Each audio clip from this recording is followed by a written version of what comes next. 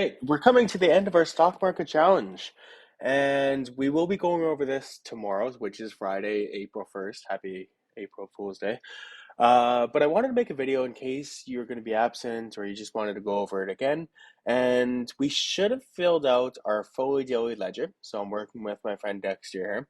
And we should have already filled out, especially column 9, where we see our daily losses and gains. Now we get to go over to the tab here where it says daily loss and gain worksheet, and we're going to start filling things in. Let's try clicking that again. Fantastic. All right, first step is I need to figure out what stock am I working with on my first chart here. So I'm going to work with Starbucks. I like to copy paste. It keeps a lot of the work down to the minimum, and I'm going to put Starbucks right in there. Then I have to figure out my dates. So I'm going to go back to my market, and these dates are going to be a little bit wonky. So we'll start at March 21st. This is something I could copy paste later. March 21st.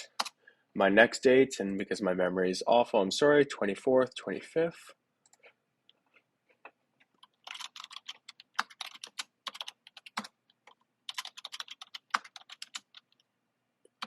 And I think my next one was March 28th. Oh, let's change that so everything's the same. There we go. My next two are 29th, 30th, and 31st. Next three.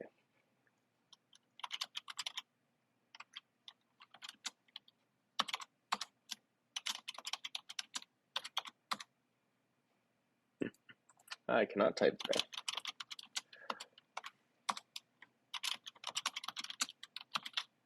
Fantastic. All right, so I have all my dates, and this is where the easy work will begin. We want the spreadsheet to do the work for us. We could easily copy paste all those numbers in, but there's a much easier way to do it. So we're going to press equal sign on our first square within a March 21st. We're going to go to our daily ledger. We're going to make sure that we're in Starbucks, and we're going to make sure we're on the first day, so day 1.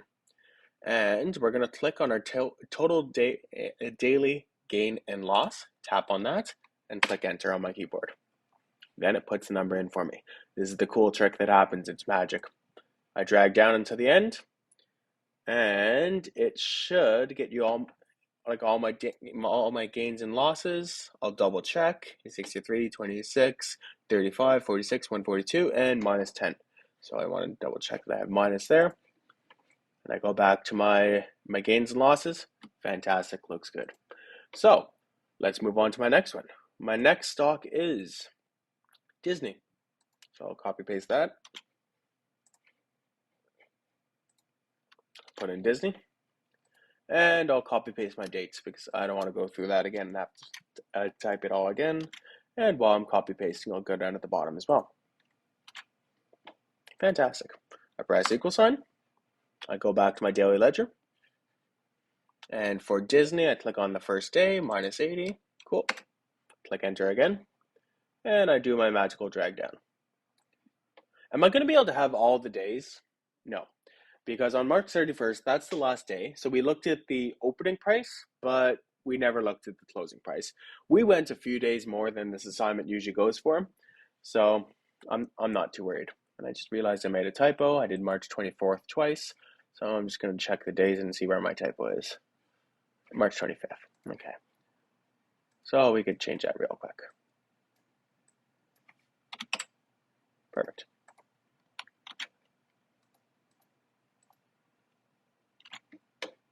Cool. All right, now for my third stock. My last one is Disney, so this one is Target. Copy paste it in. You don't have to copy paste, just saves a little bit of time. Do my equal sign again.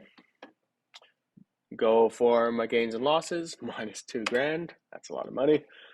And I drag down once again. The computer might ask you if you want to autofill. You try it out. Just make sure that they have things correct because the computer's not always correct. All right, there you go. That is how you do your gains and losses. Now, what we really want to find out is we want to find out actually how much money I gained or lost. So this is where we're going to go way down to the bottom here. I'm going to delete these. And we're going to do our dates again. So I'm going to take all these dates, I'm going to copy it, and I'm going to paste it. Now, gains and loss, the amount. I do equal sign, and now I only look at March 21st. No matter what stock I'm working with, I'm only looking at March 21st. And this is where brains might melt a little bit. We're adding up these gains and losses. So we're adding a minus or we're adding a plus. So in this case, I'm going to take the minus 63. So I'm going to add this debt. I'm going to click the plus sign on my keyboard. Then I'm going to go to March 21st for my second stock, which is Disney. Again, it's still plus. We don't minus. Even though it's negative, we still add on that debt. We add on that negative. I click plus again, and my minus 2 grand. I click enter. Fantastic. All right, so I figured out what March 21st is. I can do the autofill, but I'm actually going to do the example once again, just because, well, I like to teach, and this is what I do. So I do equal sign. And this time I'm going to go up to, and the computer's figured it out already for me. I make sure I'm on March 24th. I click on that number. I click plus. If it's minus or plus, so these, okay, this is where we start to work with integers. Again, plus, and again, plus, and I click enter. Fantastic. This is looking pretty good. So I figured that the computer could probably figure this out pretty quickly. I drag everything down. I'm good to go. So your portfolio gains and loss is dictated by all the dates here. Now I want to figure out how much I actually gained and lost my total portfolio. So I'm going to write in at the bottom here, total portfolio. And this is where I get to add things up again. So I do equal sign. And the computer's figured this out for me pretty good, but I'm actually going to do the work by myself. Plus, plus, plus, plus, plus. Guess what? Plus. And the 0 doesn't matter because that's the last day, but I'm going to add it up anyway. So out of my about a week of investing, and I've invested $100,000 in various stocks, I lost 36 bucks. Not bad. Like another tidbit of information, if you want to do portfolio total and you know how to use functions in Excel or Google Sheets, you can use the sum function for this. Just make sure I can see your work. If you want to manually click plus like I did, that's fine.